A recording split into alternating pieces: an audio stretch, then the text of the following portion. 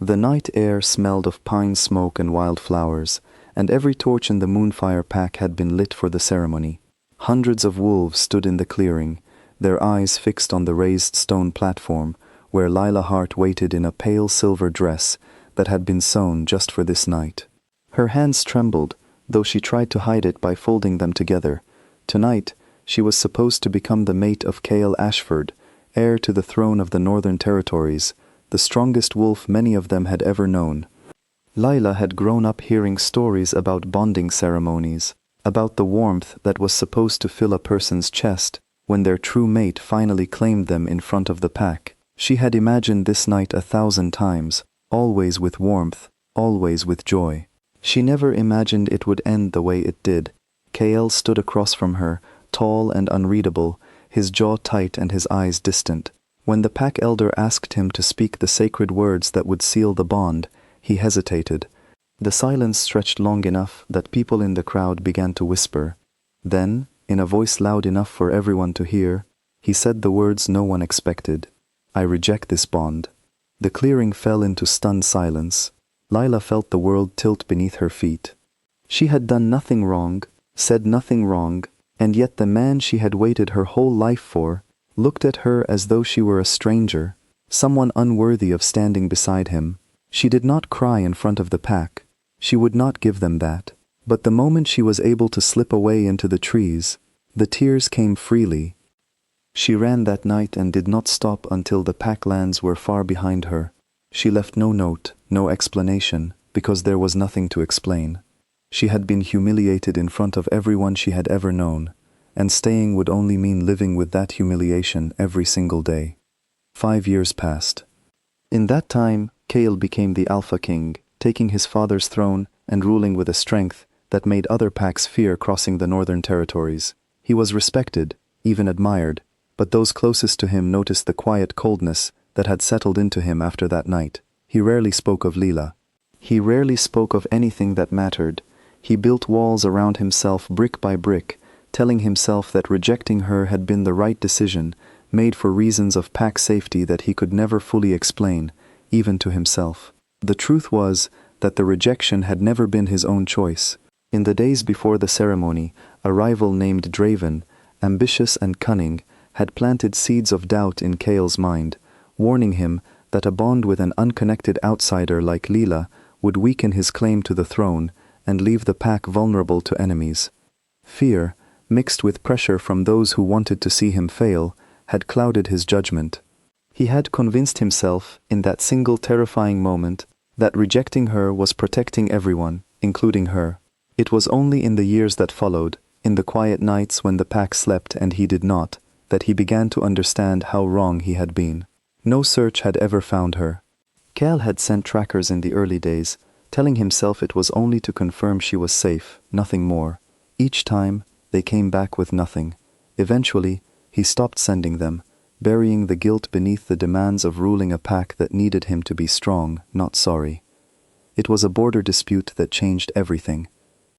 A neighboring territory had been quietly expanding into contested land, and Chaol sent scouts to investigate the human settlements along the boundary, worried that unrest among nearby villages might be used as an excuse for an attack. One scout returned with an unusual report. In a small village near the river, there was a healer, a woman with steady hands and quiet strength, known for saving lives that others had given up on. The scout mentioned, almost as an afterthought, that something about her scent seemed unusual, masked beneath years of herbs and medicine, but unmistakably a wolf's. Chaol told himself it meant nothing. Many wolves lived quietly among humans, but something in his chest refused to let the thought go, and 3 days later he rode to the village himself, telling no one where he was going or why. The village was small, tucked between hills and a slow-moving river, the kind of place where everyone knew everyone else's business. He found the healer's cottage easily enough, drawn to it as if some invisible thread had been pulling him there for 5 years without his knowledge. When the door opened and Lila stood in the frame, Chaol felt as though the ground had shifted beneath him for the second time in his life. She was different, stronger, in a way that had nothing to do with size, her eyes carrying a wariness that had not been there before. Her hands, though still gentle-looking, bore small scars from years of hard work. She looked at him the way someone looks at a storm they had hoped never to see again. "You shouldn't be here," she said, her voice steady despite the shock clearly written across her face. Before Cale could answer, a small girl appeared behind Lila, peeking around her legs with wide, curious eyes. The child had dark hair like Lila's, but there was something in the shape of her face, in the sharp gold color of her eyes, that made Cale's breath catch in his throat. He did not need anyone to tell him. He knew, with a certainty that shook him to his core, that he was looking at his daughter. "Her name is Wren," Lila said quietly, watching the realization settle over him. "She is 4 years old, and no, I never planned to tell you." Cale stood frozen in the doorway, the weight of 5 lost years crashing into him all at once. He had missed her first steps, her first words, 4 birthdays, countless nights that he could never get back. The guilt he had carried since the ceremony multiplied into something almost unbearable. "Lila," he said, his voice rough, "I need to explain what happened that night." "You don't owe me anything," she replied, though her voice wavered slightly. "You made your choice a long time ago. I built a life here, a good one. Wren is safe, she is loved, and she does not need to be part of pack politics that nearly destroyed her mother." Cale did not leave the village that day, nor the next.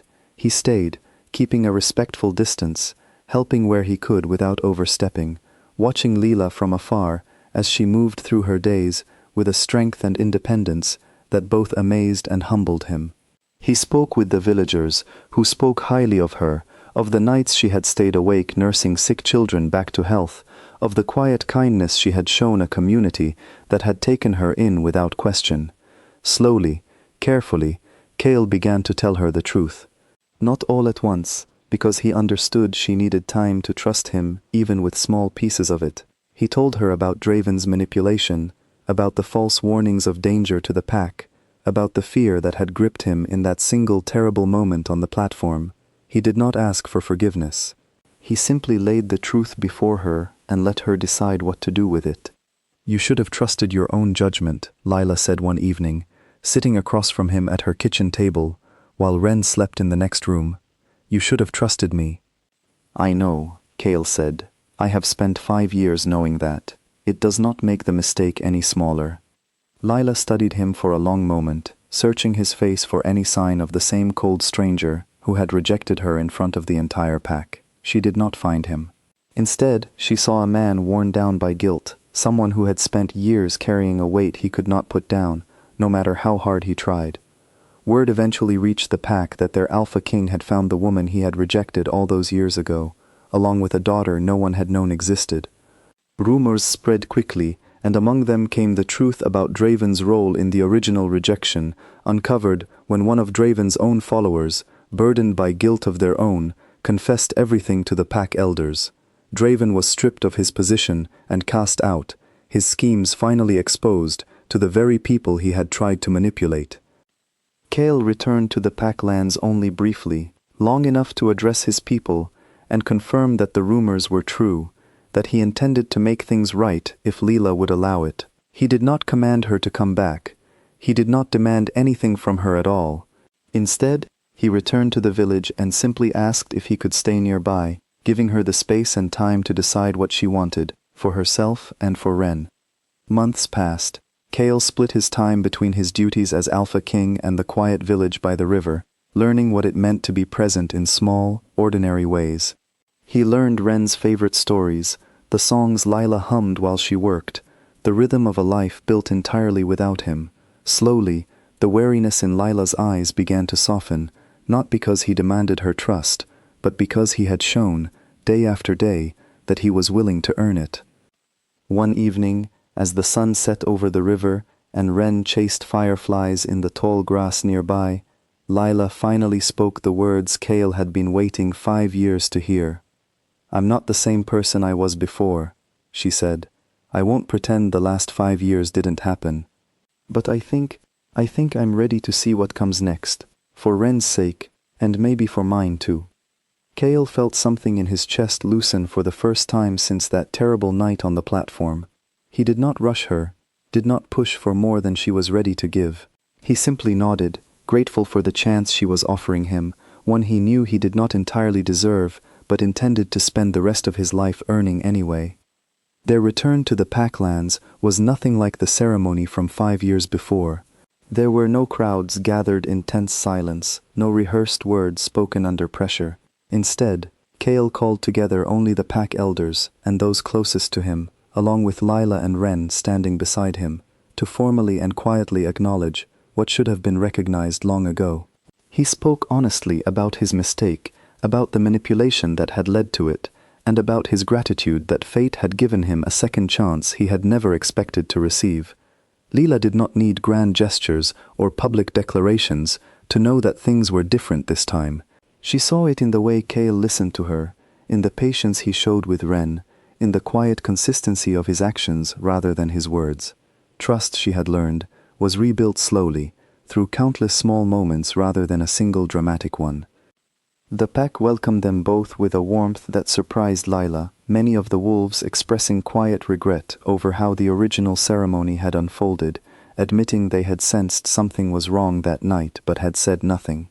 Lila found herself, once again, becoming part of a community, though this time on her own terms, with her own strength intact.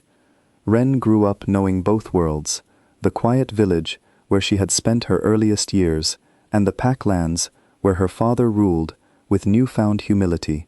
She grew into a curious, kind child, unaware of how close she had come to a life without her father, and unaware of just how much her parents had both grown and changed to give her the stable, loving family she now knew.